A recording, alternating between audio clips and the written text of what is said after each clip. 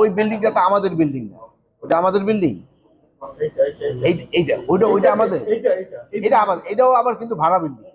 এখন হলো ভাড়াটা যেসব থাকতে হয় সেসব মালিকের অনেক কথা শুনতে হয়।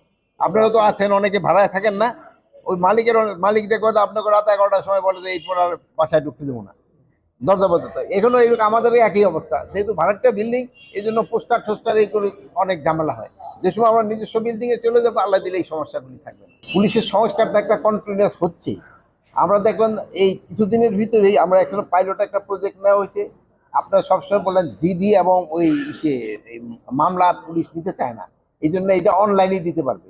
সিলেট রিজনে কিন্তু আমরা অলরেডি শুরু করে দিচ্ছি সিলেটে, এটা পুরো বাংলাদেশে আমরা শুরু করে দিবে। যেমন আমরা দেখছেন এখন পাসপোর্টে পুলিশ ভেরিফিকেশনের দরকার পড়ে না, এইরকম এই ইসের জন্য আপনারা এই জিডি করতে, তারপরে করার জন্য, ওই মামলা করার জন্য আপনাদের থানায় আসতে হবে না, ওই অনলাইনে আপনারা থানায় এই না এসে এই মামলা করতে পারবেন।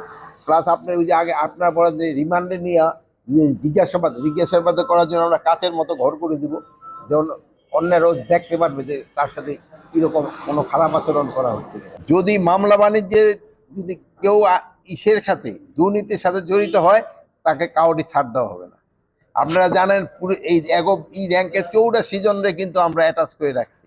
প্রায় আমার মনে হয় 30-40 জনের মতো আমরা বাড়িতে পাঠাই দিচ্ছি। আরও এরকম 30-40 জনের বাড়িতে পাঠানোর জন্য আমরা একটু কুণ্ঠিত করবো না, যদি কোনো রকমের দুর্নীতির সাথে জড়িত। তবে হ্যাঁ, আপনারা একটা সত্যি কথা বলছেন, বাংলাদেশের সবচেয়ে বড় সমস্যা হলো দুর্নীতি, সবচেয়ে বড় সমস্যা দুর্নীতি। এটা আমাকে রন্ধে রন্ধে ঢুকে দিচ্ছে। এটা যদি আমরা কোন অবস্থায় একটা কন্ট্রোলের ভিতরে আনতে পারতাম, তবে কিন্তু দেশ অনেক অনেক আগে। এই জন্য আমি আপনাদেরও সহযোগিতা চাচ্ছি, আপনারাও এই যে লোকজনদের সচেতন করবে এবং যেন কেউ দুর্নীতি না করে, এই জন্য বলবেন। যেমন আপনারা এই জন্য যদি সবসময় সত্যি সংবাদ প্রকাশ করেন, তবে কিন্তু লোকজনে এই দিকে কিন্তু হবে।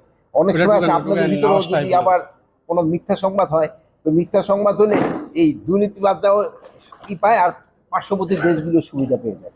ওই একটা খারাপ সংবাদকে তারা দেশকিরা রিপোর্ট করতে। যেহেতু আপনি জানেন একটা আগে কি হতো, হয়তো 10 জন 15 জনের নাম থাকতো, আর কতগুলি বেনামে দিয়ে পুলিশ মামলা দিত।